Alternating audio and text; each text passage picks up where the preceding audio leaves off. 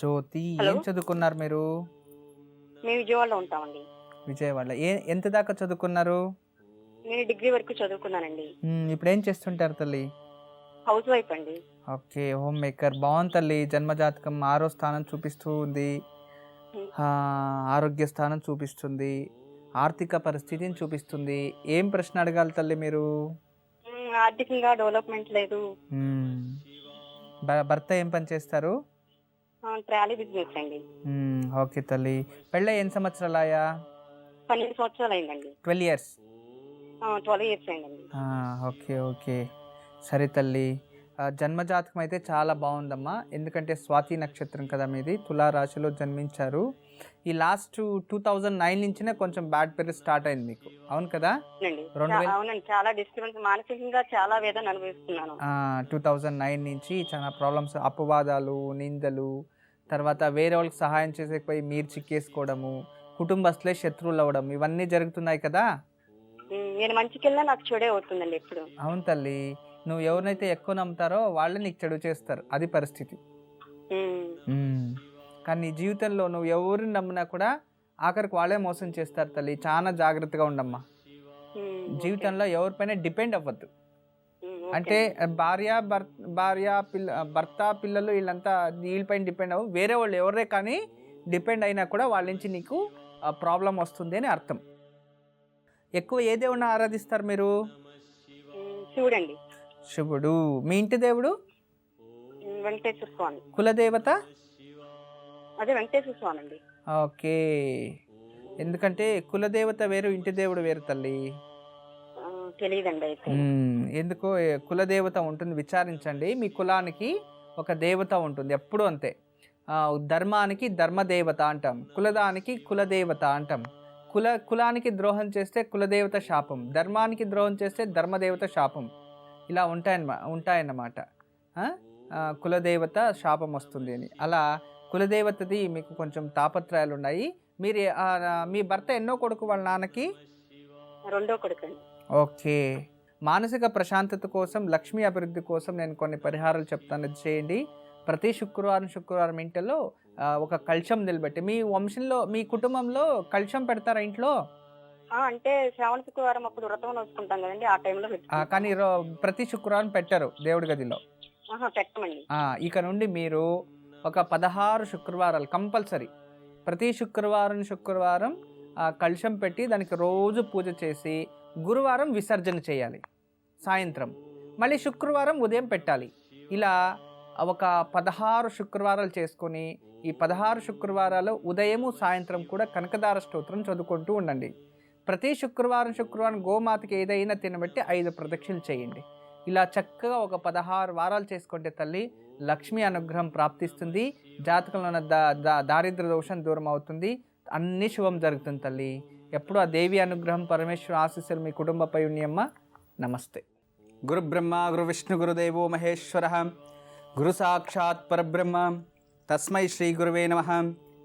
గురువే సర్వలోకానాం విషజయ భవరోగిణాం, నిధయే సర్వవిద్యానాం దక్షిణామూర్తయే నమః. ఆదిశేషాయ నమస్తుభ్యం అనంతఫలదాయకం. నమోऽस्तु పద్మనాభాయ నాగానాం పతయే నమః. సర్వేభ్యో మహాజనభ్యో మాతృపితృదేవతభ్యో ఆచార్యదేవతభ్యో నమో నమః. హరి ఓం. శ్రీ దుర్ముఖి నామ సంవత్సర దక్షిణాయన వర్ష ఋతో శ్రావణమాస శుక్లపక్ష అష్టమి. ఈరోజు చాలా విశేషమైన రోజు, గురువారం. గురువారం అంటేనే విశాఖ నక్షత్రం. ఈరోజు విశాఖ నక్షత్రంలో స్వాతి అయిన తర్వాత విశాఖ, ఈ ఒక విశాఖ అయిన తర్వాత అనురాధ, జ్యేష్ఠ, విశాఖ నక్షత్రం. నక్షత్రాధిపతి గురువారం కలిసి వచ్చేసింది. ఇక రేపు విశేషమేంటి? వరమహాలక్ష్మి వ్రతం. అవును కదా, రేపు విశేషంగా వరమహాలక్ష్మి వ్రతం 12వ తేదీ శుక్రవారం. ఎప్పుడు కూడా ఆ ఒక వరమహాలక్ష్మి వ్రతం మీరందరూ చక్కగా ఆడపడుచులందరూ జరుపుకుంటూ ఉంటారు. అయితే రేపు మనందరికీ శుభం జరగాలని కోరుకున్న వరమహాలక్ష్మి వ్రత పూజా విధానాన్ని రేపు మనం టీవీలో చూడొచ్చు, చాలా విశేషంగా. అయితే ఈరోజు కూడా మనం ఇంతకు ముందే చెప్పాను మీకు, ఈ ఒక శ్రావణ మాసంలో బుధవారం గురువారం బుధ బృహస్పతిల వ్రతము ఆర్థిక స్థితికి. ఈరోజు కూడా చాలామంది బృహస్పతి వ్రతాన్ని చేస్తూ ఉంటారు. అయినప్పటికీ కూడా ఈరోజు విశేషంగా పూజించడం నేను యోగక్షేమంలో చెప్తాను. అయితే ఈరోజు మనం తెలుసుకోవాల్సి ఉండేది రేపటి నుంచి పుష్కరాలు ప్రారంభమవుతుంది, వరమహాలక్ష్మి వ్రతం ఒక నుంచి ప్రారంభమవుతుంది. చాలా విశేషాలు చాలా ఉన్నాయి. కానీ ఈ ఒక కన్యారాశికి గురు ప్రవేశం చేస్తున్నాడు. అయితే గురు కన్యారాశిలో ప్రవేశం చేసినప్పుడు దాదాపు 13 మాసాలు ఒక రాశిలో ఉంటాడు. 13 months, 13 మాసాలు, 12 నుంచి 13 మధ్య వస్తుంది. ఆ అధిక మాసం మనకి ఇవన్నీ చేరితే 13 మాసాలు వస్తుంది. 13 మాసాలు ఒక సంవత్సరానికి ఒక 360 డిగ్రీ అంటే ఒక వృత్తాకారం ఏదైతే ఉందో దాన్ని ప్రదక్షిణ చేయడానికి 12 మాసాల నుంచి 13 మాసాలు, ఎగ్జాక్ట్లీ 13. కానీ కొన్ని గ్రంథాల ప్రకారం 12, కొన్ని గ్రంథాల్లో 13 అని ఇస్తారు. కొన్ని అది క్యాల్కులేషన్ మన సనాతన హిందూ చైత్ర వైశాఖ జ్యేష్ఠ ఆషాఢ అధిక అని వచ్చినప్పుడు 13 మాసాలు అవుతుంది. నార్మల్ మనము ఇంగ్లీష్ క్యాలెండర్ చూస్తే 12 మాసాలే వస్తుందన్నమాట. ఇలా మినిమం 13 మాసాలు. అయితే ఈ 13 మాసాలు గురువు స్థితిగతుల్ని బట్టి ప్రపంచంలో ఏం జరుగుతుంది ఏం జరగదు అనేది కూడా ఒక పెద్ద జ్యోతిష్యం.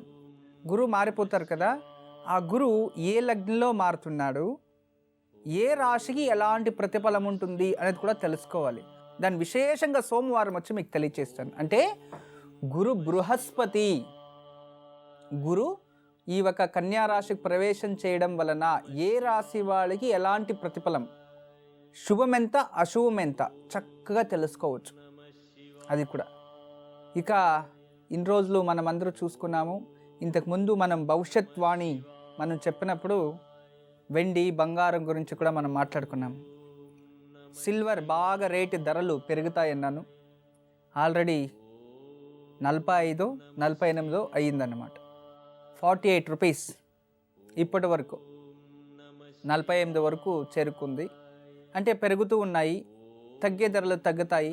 కానీ గురువు ధనస్థానానికి వచ్చిన తర్వాత బంగారు రేటు అంటే ఈ గోల్డ్ అది కూడా ధరలు తగ్గుతాయి. వెండి ఎక్కువైంది, గోల్డ్ తగ్గుతుంది. ఇప్పుడు అది పరిస్థితులు. దాని గురించి ఇంకో రోజు మనం మాట్లాడుకున్నాం. అయితే ఈ గురు బృహస్పతి ఎందుకు నేను ఇప్పుడు ఇది రోజు చెప్తున్నానంటే చాలా అందరూ కూడా పుష్కరాల గురించే తెగ చెప్పుకుంటున్నారు. ఒకటి. రెండోది అది వాళ్ళు పురాణాలు చూసి చెప్తున్నారో లేదా ఏదైనా గ్రంథాలు చూసి చెప్తున్నారో వాళ్ళకి ఇష్టం వచ్చినట్టు. ఎందుకంటే ఒక్కొక్క ఆర్టికల్ ఇస్తున్నారు, దాంట్లో జనాలకి ఎవరికి అర్థమైతలేదు. అసలు వాళ్ళు ఏం చేయాలని అర్థమైతలేదు. ఒకరైతే ఇలా చేయండి అంటారు, ఒకరైతే ఇలా చేయండి, ఇంకొకరైతే 12 రోజులు ముందుగానే పుష్కరాలు ప్రారంభం అని ఒక క్యాలెండర్లో చదివాను నేను. వాళ్ళ పాపం తెలీదు, ఎక్కడో క్యాల్కులేషన్ మిస్ అయింటుంది. అలా వాళ్ళకి తెలిసినట్టు ఒక్కొక్క రకంగా చెప్పుకుంటూనే ఉన్నారు. ఏదో ఇక వాళ్ళు ఎలా ఉంటుందంటే వాళ్ళు కొన్ని విచారాలు మాట్లాడుకుంటూ ఉంటాం కదా, జనరల్ టాపిక్ వచ్చినప్పుడు ఎలా ఉంటుందంటే ఇక పుష్కరుడు సాక్షాత్ బృహస్పతి కొడుకు పుష్కరుడే చెప్పినట్టు ఉంటుంది. అలా చెప్పేస్తారు, పుష్కరుడే ఇలా అంటే ఇలా అని చెప్పినట్టు ఉంటుంది. అందుకే వాళ్ళు ఎవరు ఏం చెప్తారో అది మీరు పాటించండి. లేదా అందరూ చెప్తున్నారు గురువారం క్వశ్చన్ మార్క్ ఉన్న వాళ్ళు మీ సంప్రదాయంలో ఇన్ని రోజులు మీరు ఎలా పాటించుకోవచ్చారో అలానే పాటించండి. కొత్త రూల్స్ చేసి ఏదేనో పాటు చేసుకోకండి. అర్థమైంది కదా. ఒకటే, పుష్కరాల స్నానం పుణ్యస్నానం అంటాం. పుష్కరాల్లో స్నానం చేస్తే వెనుక జన్మల్లో చేసిన కర్మఫలాలు తొలగిపోతాయి అని ఒక కర్మం. పుష్కరాలు ఈ 12 రోజుల్లో కూడా దానా ధర్మాలు చేయడం వలన చాలా మంచి ఫలితం లభిస్తాయి. అంటే ఈ జన్మకు కాదు, ఏదో ఈ పుష్కరాల టైంలో దానాలు ఇచ్చేస్తే మనకు పుణ్యం వచ్చేస్తుంది అని చెప్పేసి మీరు మొత్తం ఇడీ హిస్టరీ ఆస్తిని రాయించడం అది కాదు. దానాల్లో 2 విధాలు. దానాల్లో ప్రత్యక్ష దానం, పరోక్ష దానం అని 2 విధాల దానం. అంటే ఇప్పుడు మనం బతికున్నాము, మనము దానం ఇవ్వడం ఒకటి.